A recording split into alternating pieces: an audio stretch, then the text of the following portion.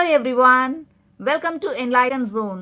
இன்னைக்கு இந்த வீடியோல திருக்குறள்ல அன்புடைமைன்ற அதிகாரத்துல வரக்கூடிய 10வது குறளை பார்க்க போறோம். அன்பின் வழியது உயிர்நிலை அஃதிலார்க்கு என்பு தோள் போர்த்த உடம்பு. இங்க என்புன்றது எலும்ப குறிக்கும்.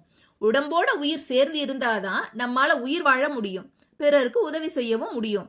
உடம்போட உயிர் சேர்ந்து இல்லைன்னா நம்மால உயிர் வாழவும் முடியாது, பிறருக்கு உதவி செய்யவும் முடியாது.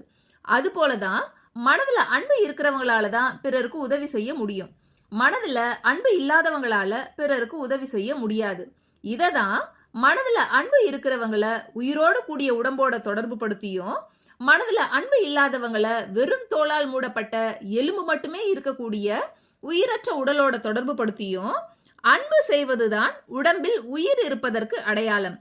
அன்பில்லாதவர் உடம்பு வெறும் தோளால் மூடப்பட்ட எலும்புதான், அங்கு உயிர் இல்லை என்று இங்க பொருள் சொல்லப்பட்டிருக்கு.